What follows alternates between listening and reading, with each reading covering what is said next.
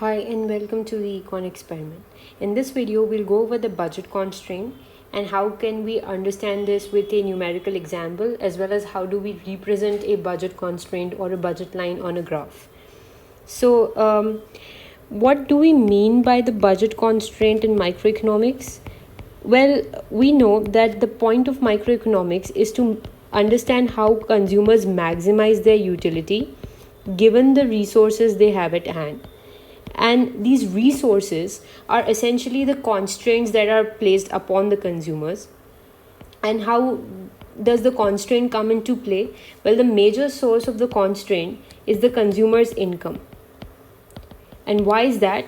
Because we know that to maximize utility, we have this assumption that as long as a good is not a bad good, more consumption, more of it will make the consumer more happy.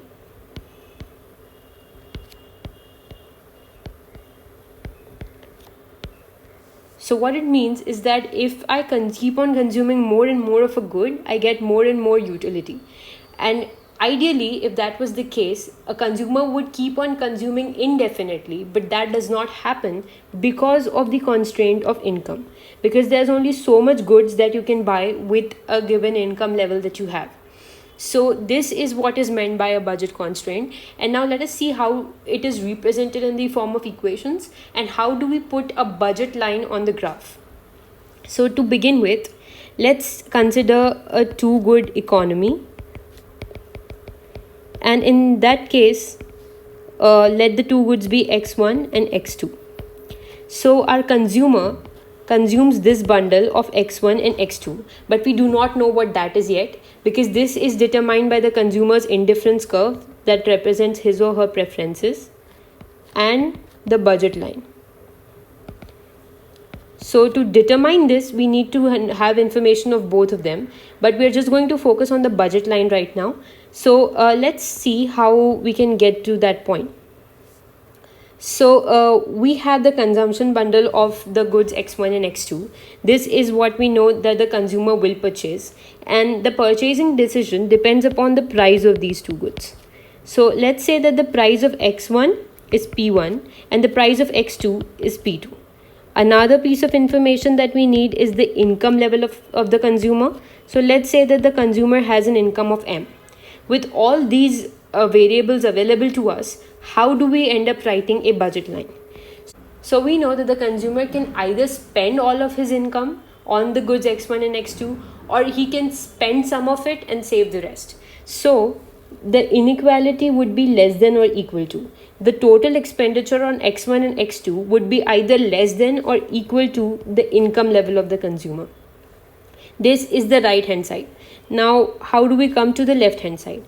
Well, we know that there are two goods, X1 and X2.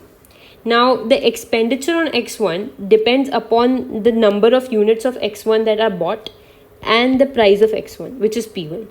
Likewise, the expenditure on X2 depends upon the number of units of X2 bought and the price of X2.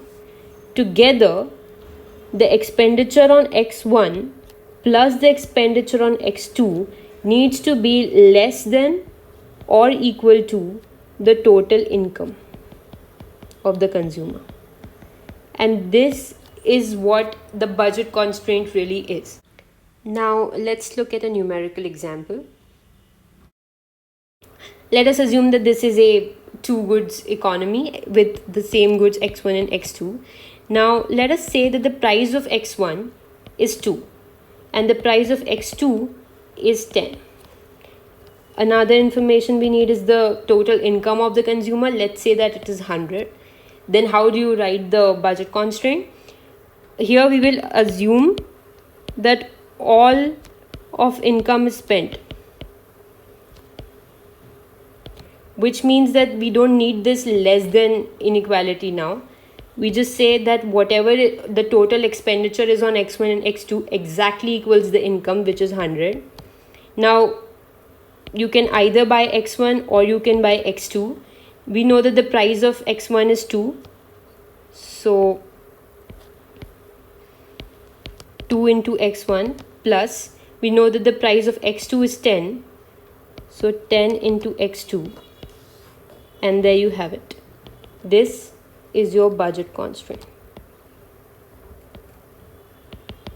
So given your total income, given the prices of x1 and x2, this will determine how much of x1 or x2 you can actually buy. Now let's take this numerical example and see how we can represent this on a graph. So let me write that again. This is our budget constraint. Now how do you put a budget constraint on the xy plane? So let us say that the x-axis represents x1 and the y-axis represents x2. So this is the equation of a line, the budget line, and the line will have a y-intercept and an x-intercept. But what does the y and x-intercept here mean? So if I'm at the y-intercept, I'm consuming only x2, which means that my consumption of x1 equals 0. So when I know that x1 is 0, I can, with the help of this equation, identify the units of x2 that I will be consuming.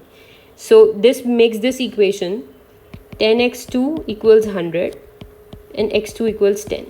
So I get my y-intercept, which is 10. Likewise, I can do the same exercise for the x-intercept.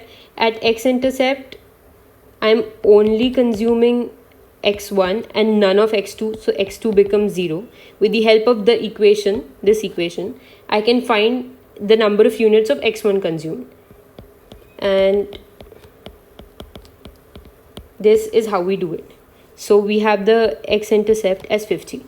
Now all you need to do for the budget line is to join these 2 points. The slope of this line is minus p1 by p2. That is the price of x1 by x2, and the slope is really the opportunity cost of consuming x1. So we will just wrap our discussion about the budget constraint here. We've seen what the budget constraint intuitively implies, how it can be explained in a numerical example, and how do we actually put a budget line on the graph. And we will continue the discussion of this consumer preferences in subsequent videos. So this was all for the budget constraint, and if there are any other topics that you would like me to cover, please let me know in the comments. And if you like this video, consider subscribing to my channel. Thank you.